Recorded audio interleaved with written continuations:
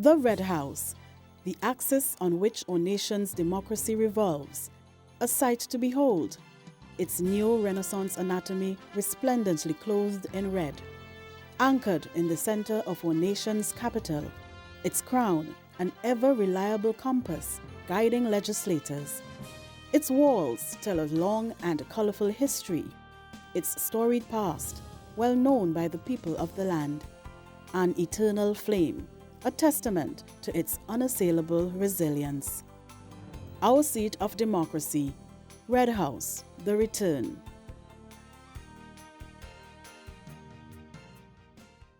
The original building on this site saw its foundation stone laid in 1844. It functioned as the newly built Government Administration Building. It became known as the Red House in 1897, when government offices were painted red to commemorate Queen Victoria's Diamond Jubilee, and went through many changes since that time. The foundation stone was laid in 1844. Now, I think that's no coincidence that was the period that the decision was made to build a large, imposing seat of government. Although Trinidad had been a British colony for quite a long time, ever since 1797, it was in the 1840s that the colonial authorities decided they would try to make Trinidad a more British colony. Remember, Trinidad had been peopled mainly by folks from Spain, from France, enslaved Africans, and free blacks who were French in their cultural orientation. They spoke French or patois. So it was in the 1840s, slavery had been abolished, and the way seemed to be clear to try to make Trinidad more clearly a part of the British Empire. We call it the Anglicization policy, trying to make Trinidad more English or British.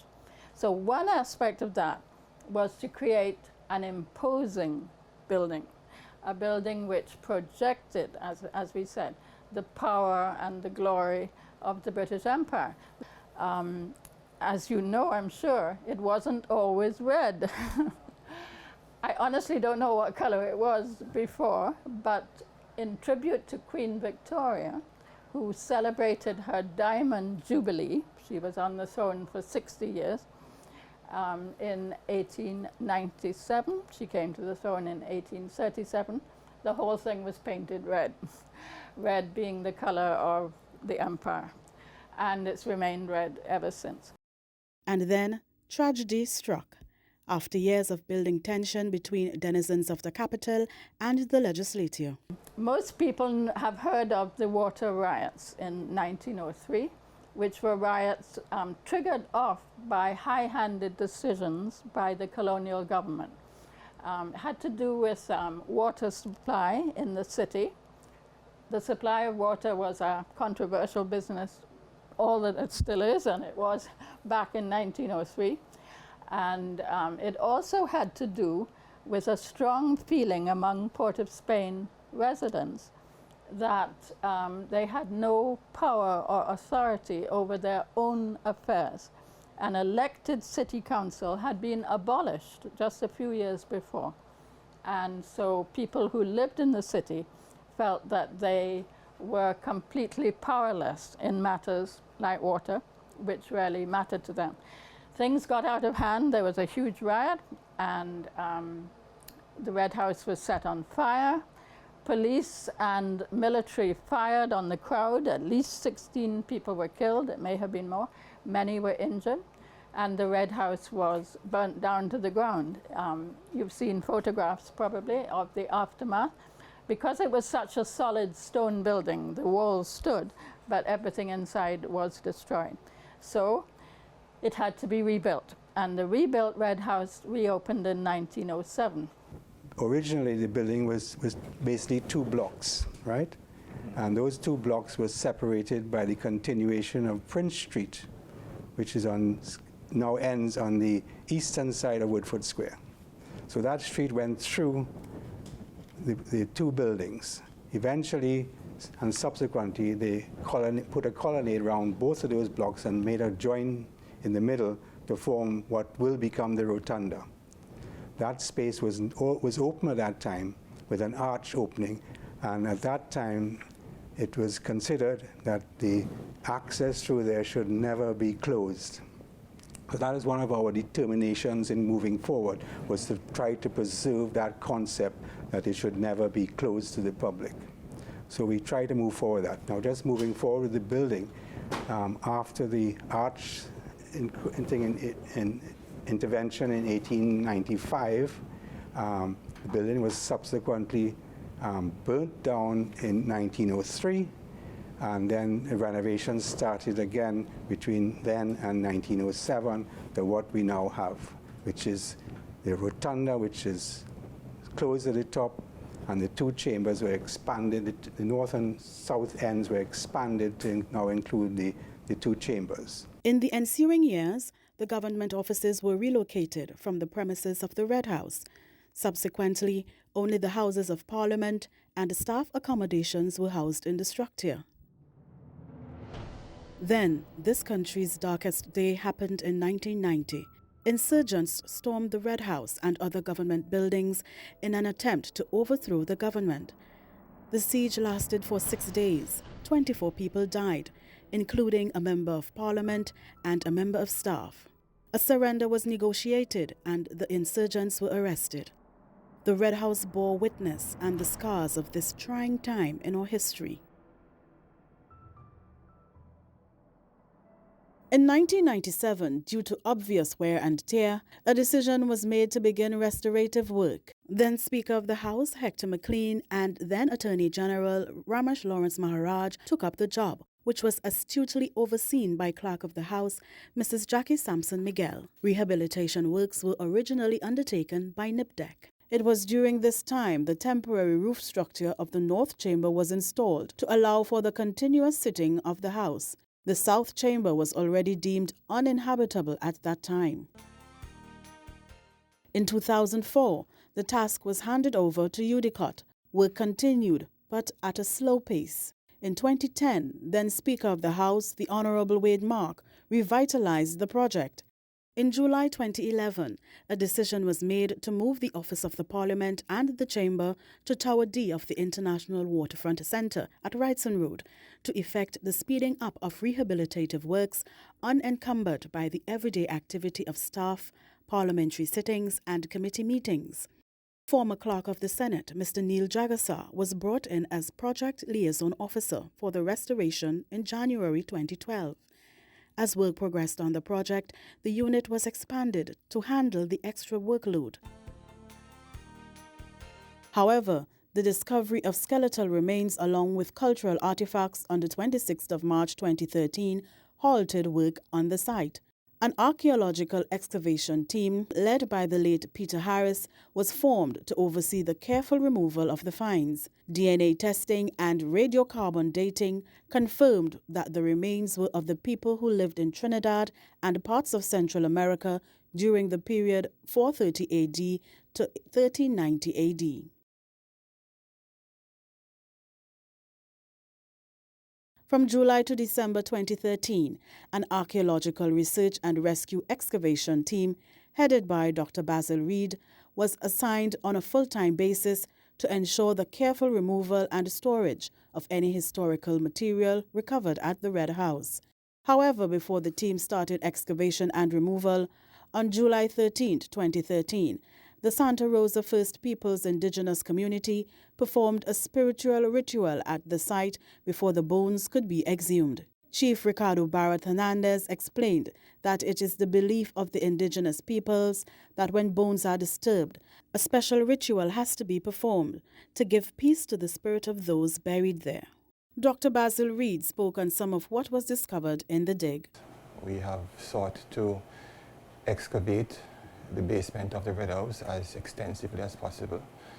And we have also done scientific tests. We have done a battery of tests relating to radiocarbon dating, lipid analysis, starch grain analysis, etc. Lipids were found on ceramics. Okay, and lipids are molecules, and they are really fats, and they cling to ceramics. after they have been used, and they remain on the ceramics for hundreds of years. And we have found evidence of the ceramics being used as containers for various animal and plant-based products at the Red House. For instance, in all likelihood, deer meat, armadillo meat, etc. We have also found evidence in relation to starch grain. Starch grain relates to plant-based materials, and we have found evidence of, say, maize cultivation here at the Red House, palms, and we have also found evidence of the use of certain grasses. Okay, so the scientific tests have been very illuminating. He also spoke about collaborating with experts in North America on DNA and dental testing to determine the origin of the findings. And they have done strontium analysis. Strontium is really an earth metal, very similar in terms of its properties to barium and calcium. And strontium from the teeth can indicate where the individual lived during childhood years. And from the bones, strontium can indicate the individual's place of residence for the last 10 years of the person's life. So all the strontium tests suggest that these individuals were in fact local. There was no evidence of, say, migration per se at the Red House per se. He also explained about pieces of pottery found at the site and how they tell a story of the different time periods and peoples that inhabited the space. We have found a multitudinous amount of pre-Columbian ceramics, and the ceramics all appear to be celluloid. They have all the telltale signs of celluloid pottery. They tend to be red painted, some have very broad line incisions, complex modeled decorations, and they have effigies, bats, anthropomorphic human-like features, other types of features. And the interesting thing about it is that we have also found that the burials, we have used radiocarbon dates, and the burials stretch from 220 AD right up to 1390 AD. So we're talking about a site that was occupied for a long, long time, over several generations. Dr. Reed went on to explain the presence of early British occupants. But besides the pre-Columbian aspect, you also have the colonial period aspect.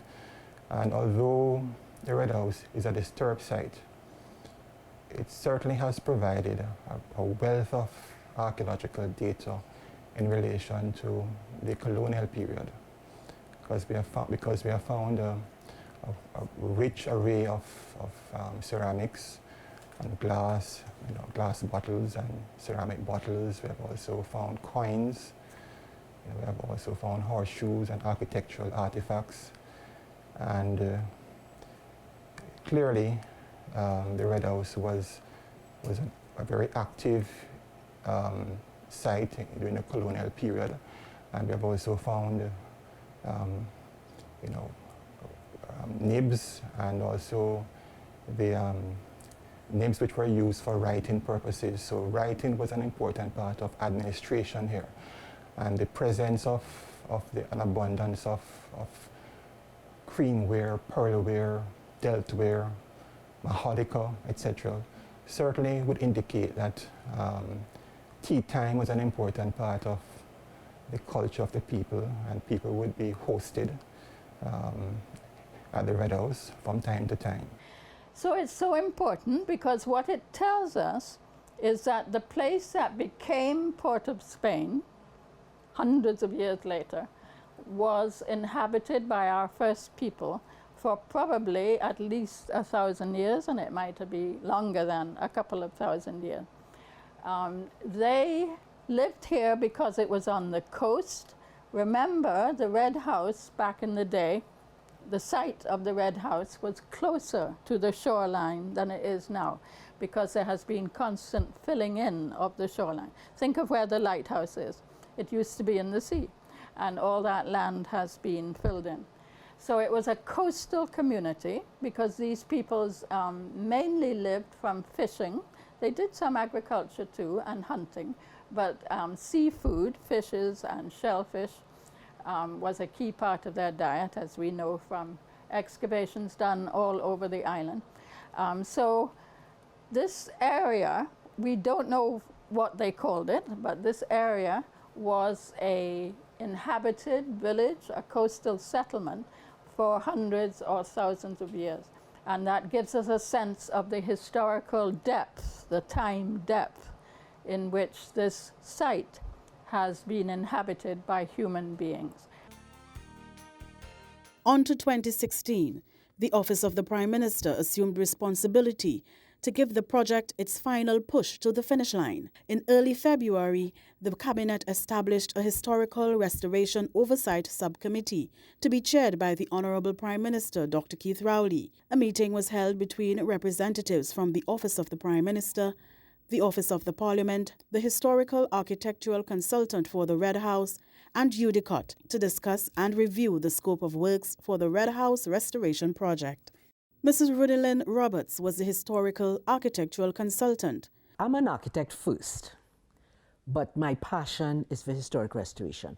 So what happened to me in my lifetime is that I've done both. I've done contemporary buildings, but I like the old buildings. And from my first job out of architecture school, I began doing restoration work. So I've been doing restoration work for over 40 years. So it's really important to do a lot of research to understand what the building was designed to do, how it was built, what materials were used, and try to make sure that you respect that and you use materials that are compatible. We were appointed architects in association with Donald Insall and Associates, Restoration Conservation Architects in the UK, back in 2012 to restore the Red House. Particularly in the design process. Well, we function as the lead consultants, right? And as lead consultants, we are responsible for the performance of the sub-consultants who were also appointed. And those would have been ENCO for MEP services, CEP for the structural engineering, and Ellis & Associates for the quantity surveying. Subsequently, we also appointed an illumination consultant to help with the illumination of the exterior of the building and also the chambers in particular. Noting that his company dealt strictly with the Red House building, Mr. Mackay explained its design era and architectural importance. We perceive it to be the Beaux-Arts period, which went from 1830 to the end of the 19th century. And it had some elements of neoclassicism, Renaissance, and Gothic, right? There's a blend of it. And I don't focus on the historical period of it. I focus on the presence of it and the importance of it to the people of Trinidad and Tobago. I think it's probably the most iconic edifice there is in Trinidad, and if not the narrow and the wider Caribbean. We talk about being a legislative assembly since the 1800s, but we have to understand and probably appreciate that importance extends before the building even started by the finding of the remains of the first peoples of Trinidad and Tobago. Oh yeah. Right, they were probably, that was a very important enclave. Yeah. So it forms, it has a connection to the building as well. And I think that's very important to us. The Red House, even in its early days when it was two buildings, was always the home of the law courts and the council. So it was purpose-built. So it was never used for anything else. So that is the main important thing about the Red House.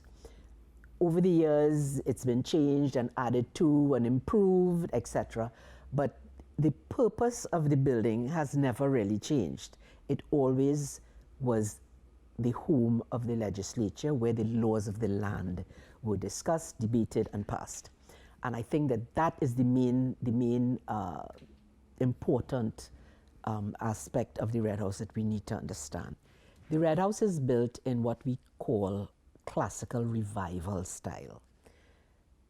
Classical architecture is the architecture of the Greeks and the Romans. It is the architecture of authority.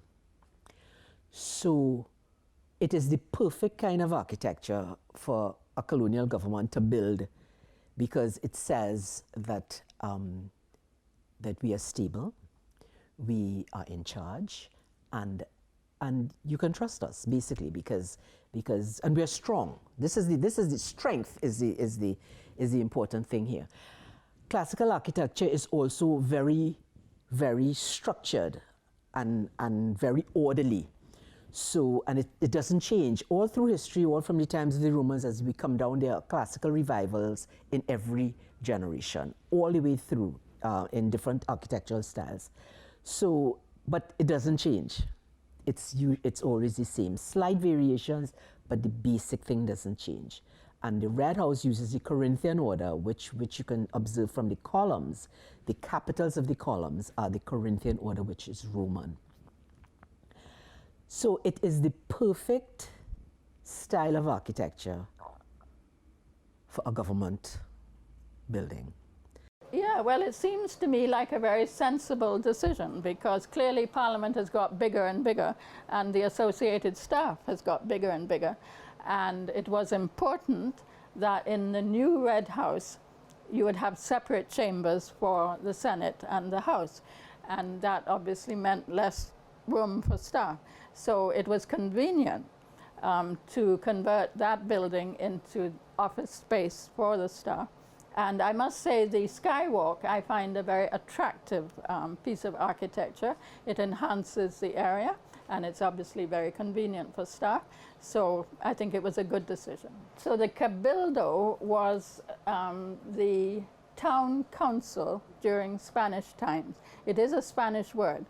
And you find cabildos all over, or you did find, cabildos all over the Spanish Empire. Remember, Trinidad was part of the huge Spanish Empire in the New World up to 1797.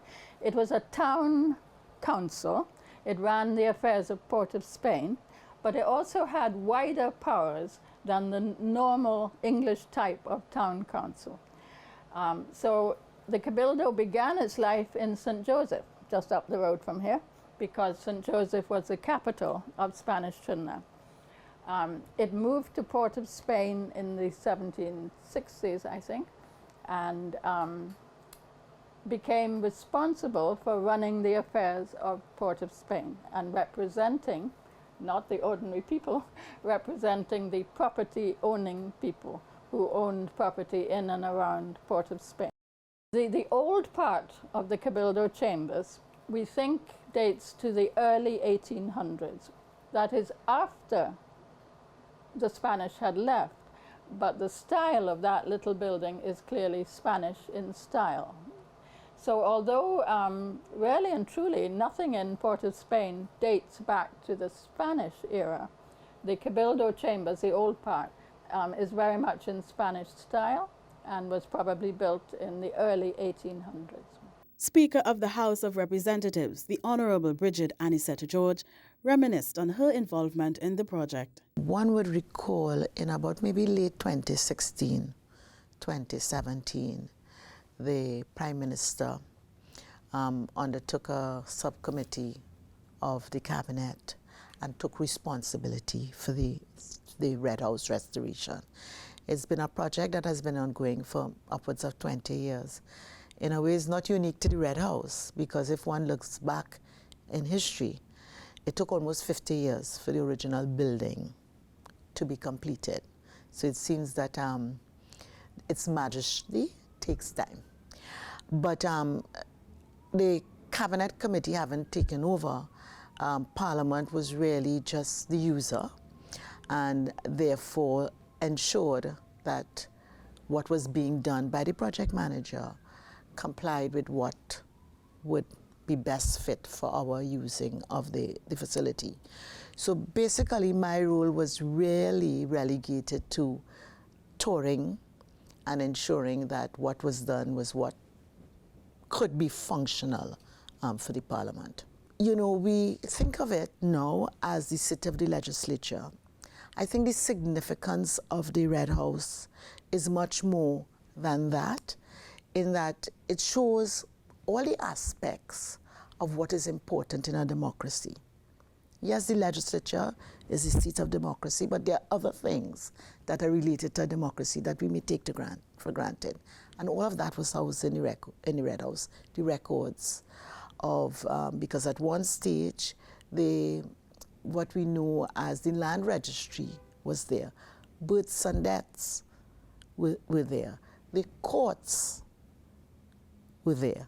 So all the other aspects that are related to a good functioning democracy was accommodated there. So I think us going back really ties our history to present day.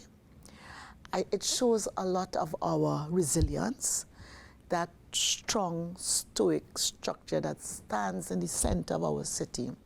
It's a symbol of pride, and it's always important in charting where you're going to know where you come from, and I think that also signifies that aspect. Since 1997, staff at the Office of the Parliament has expanded since the modernization of the institution over the years. Therefore, additional space was needed to house staff. Cabildo Chambers next door was the natural choice. I think the two chambers really signifies how Parliament has developed, the growth of Parliament in our democracy, and the modernization. Prior to now, when we had one chamber, and we are bicameral, and therefore having one chamber affected the legislative process, in that you had to time what happened in the House or what happened in the Senate so that one could sit, the other could sit. Now it means that there could be simultaneous sittings. And we've seen the growth of the legislative process with the amount of legislation. A lot of time is spent by parliamentarians in the plenary doing legislation. So it helps in the efficiencies in the legislative process. The overall expansion of the Red House to accommodate the companion building also aids the other aspects of Parliament as it develops. So we know that Parliament has not just the legislative function, there's the oversight function. We now have 14 committees which deals with many aspects of the work of Parliament. And I think what people may not realize is that Parliament, as it has developed as an institution, a lot more of the work is done in committees than in the plenaries. Parliaments also now have an oversight function of the actual legislation that is brought, so that there are ad hoc committees that are set up to investigate and examine in closer detail bills, which are then sent to the full sitting. So that the ability now to have this companion building, which will house committee rooms, helps Parliament in its efficiency, its effectiveness. The library, when I walk in and I see what the library is supposed to be in terms of its space, it can accommodate a lot of people in terms of it's going to function as a modern state-of-the-art library. I myself say, oh God, I have to spend time in the library. You know, so that there's that. There would be accommodation for parliamentarians to do their research in the library, but also offices. So there will be offices for members of the opposition, members of the Independent Senate, members of Parliament generally, committee chairmen. So again, that aids in the functionality of members. We have a lot of space for staff. Parliament has grown. Let's say, in the broadcasting function, Parliament has grown. 2-3 decades ago, there was not. We have a project management unit. We have a procurement unit. So that in terms of all the administrative side of Parliament, the expansion caters for that. We're going to have a little museum, which is important for the general public to be able to come and trace, you know, aspects of what we've done, what we've acquired. So I am of the view that this increased space, the dual chambers, helps the functionality of Parliament in all its aspects, the administrative arm, and also the legislative, the oversight function, the representation function. You have the Red House and you have the Cabildo chambers. Now, there's now a link, but the important thing to understand about how that link was done is that it's reversible.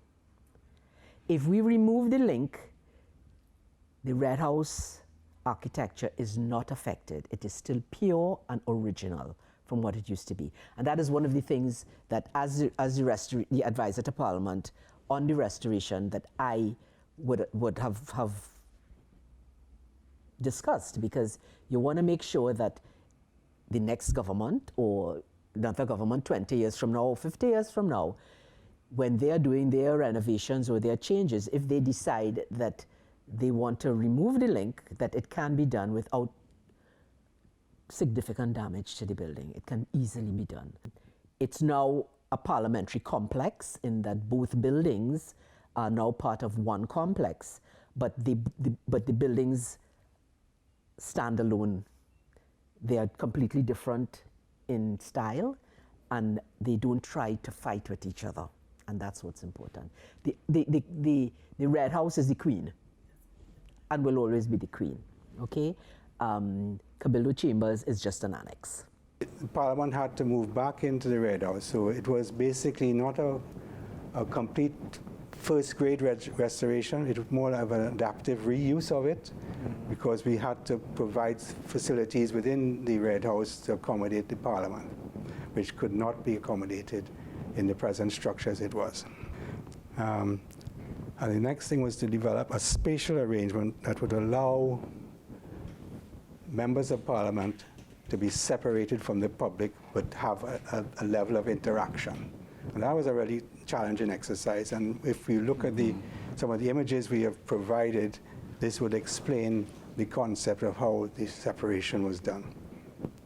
Basically, what we did was we allowed the public to enter the building at a lower level, what we call a lower ground floor level, and the parliamentarians would enter at ground floor level. This created a natural separation on entry. As far as the chamber, there is this seating pod.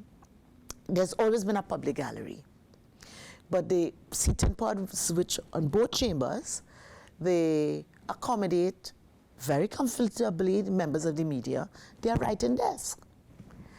We have accommodation for the physically challenged, where there are spots designed to accommodate at least 6 wheelchaired members of the public in the chamber. So in every aspect, I think the modernization and the expansion of the Parliament, the Red House, and its companion building, I think could only augur well for our democracy and the pride of place of our people. I mean, I could talk at length about the little I've seen. From the 2018 phase of the restoration project onwards, several contractors were on site at the same time, all carrying out works necessary for the eventual return to the Red House. The separation of the packages, that's to really enable a value for money for the client, as it will reduce the overall cost. Well, there is seismic retrofits and installation going on site. There are plumbing and electrical works. We have structural block walls going up, and we have underpinning of the foundation. There'll be significant changes as we're upgrading the building to the new standards and the requirements of the Parliament. Additionally, there's seismic retrofitting, as I said earlier, would be throughout the building for earthquake resistance. as much as practically possible, we're trying to restore all elements on the project. So Knox Street is permanently pedestrianized. It's been gazetted as permanently pedestrianized. There are two reasons why. One, we did it earlier so that we can have space for the construction and the very limited space we have on Red House. Also, there is an intention for it to be a monument to be installed and it be a pedestrian walkway for citizens to traverse around the Red House. The investigations undertaken by Evergreen gave us an insight as to the type of paint that will be used and the color that will be used on the Red House, and this was included in the specifications for the contractor who has to undertake the painting works, and that contract has already been awarded. The restored Red House it'll be up to code, the modern code and standard. It will be up to date in all facilities for the Parliament, and it will now be able to accommodate differently able persons. Having a scope of works which required modernization of a historical building, contractors had many challenges, but those challenges were overcome with ingenuity and creativity. I have always felt that because the building is purpose-built for Parliament and for the legislature, that was a good move. It's something that has been close to my heart. I even went in the early days when we first started to talk about this in like year 2000 kind of time. I made a special trip to the Houses of Parliament in London to try and understand how they still use their whole building for Parliament. I was very pleased with the way that the project architect solved the air conditioning problems. I always objected to the drop ceilings in the Red House. What they had done, it must have been 40 years ago when that building was restored. They put in suspended ceilings, and what I didn't like was that once you come into the Red House and you're within individual spaces, you could be anywhere. It didn't relate to the outside of the building at all. We had modern drop ceilings, we had modern, lights, all these kinds of things, and so you didn't feel the historic integrity of the space when you're in it, except for the chambers. Okay? Now, all the rooms have kept historic detailing. The air conditioning was done to respect that. And we have Bernard Mackay to thank for that, because he's the one we asked for that and he delivered. The other problem was the integration of the services, right? If you look at the building as it's now finished, you do not see any services anywhere. There's no air conditioning plant visible. There's nothing visible to the public eye from the outside or the inside. That was a major challenge because we then had to underpin the building at ground floor level to incorporate air conditioning plant rooms to both chambers and along the colonnades, so this air conditioning could be provided. We also had to introduce air conditioning plant in the attic as well, and that also was a major structural challenge to make sure we could support the air conditioning plant above there. The other one, of course, was increasing the complement of members of Parliament from 41 to 61 and still have access for public, right? So what we did in that case is we demolished part of the western side wall that separated the chamber from an extension to the west on both chambers and put the public viewing gallery at that level. And that in itself is our concept, our intervention, is that we did not necessarily want to make what we put into the building at this time look like what was traditional, like what was historical. We wanted it to be an intervention of our period. So it's basically a contemporary intervention of our time. We use the materials that we have available to us to try and, particularly glass in some instances, where we try to make sure the space is still visible, the original space is still visible to the general public and the users of the building. With the restoration project nearing completion, the Santa Rosa First Peoples indigenous community was invited to perform a re-internment ceremony for the bones found at the site in prior years. In attendance was Chief Ricardo Barrett Hernandez and newly appointed Carib Queen Nona Akwan, who performed first rites. The First Peoples tradition is that we hold our ancestors in high esteem. The First Peoples, as a result, we are here today as we respect them according to our tradition. A process that started with the past administration and continued under the present administration has resulted in us being here today. Another step in the meaningful recognition which we continuously seek. With government adhering to an important provision of the UN Declaration on the Rights of Indigenous Peoples, some may look at this ceremony as something that does not matter, neither important nor significant. But just as most of us treat our dead with respect and use the appropriate rituals in their own tradition, we feel very strongly that the remains of our ancestors should be respected and treated likewise. On January 24, 2020, the Parliament of the Republic of Trinidad and Tobago and the Office of the Parliament moved back to the Red House in the heart of the city. The reopening was a grand affair, attended by legislators, members of the judiciary, and other invited guests of honor, along with teachers and students of our nation's schools. Many were pleased with the event and reflected on its significance. Well, I think it's a good move in that the Parliament has occupied this space for a number of years, and through deterioration they had to move. And the efforts over the years was a long one, very drawn out, but finally they are back here today. So we give thanks to the Creator for that. It is a significant and historic occasion in that it is the seat of our democracy. And more than that, for the indigenous peoples who are here today, it stands on the remains of our ancestors. So it is a very sacred site. And we were happy that we were allowed to reinter the human remains a couple months ago. And our hope is that where the remains are placed, that a monument will follow to give a constant reminder of the presence of our indigenous peoples of the past and of the present.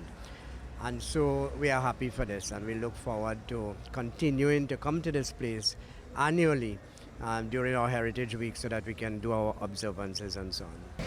I liked when you got to see the TV of what they were doing inside the Parliament.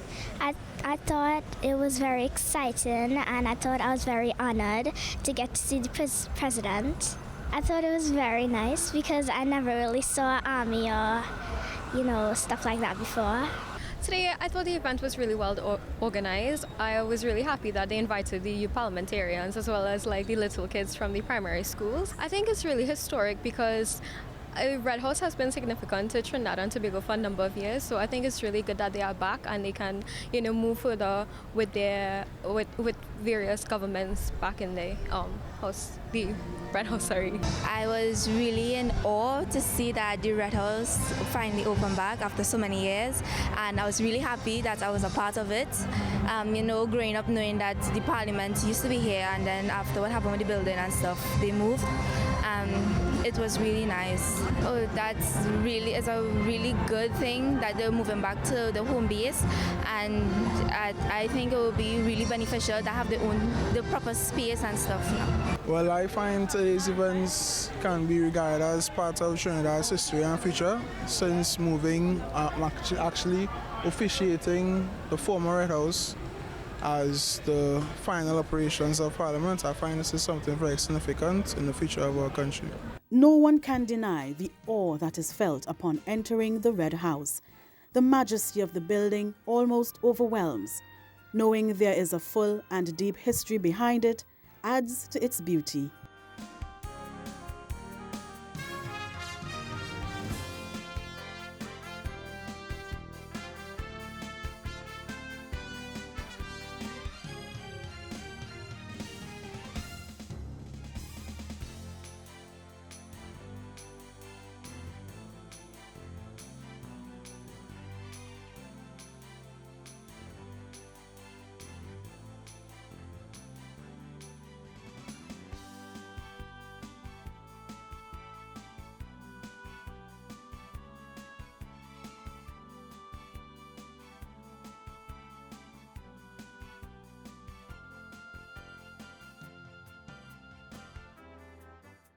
I am very happy, I am very grateful that the building is now restored.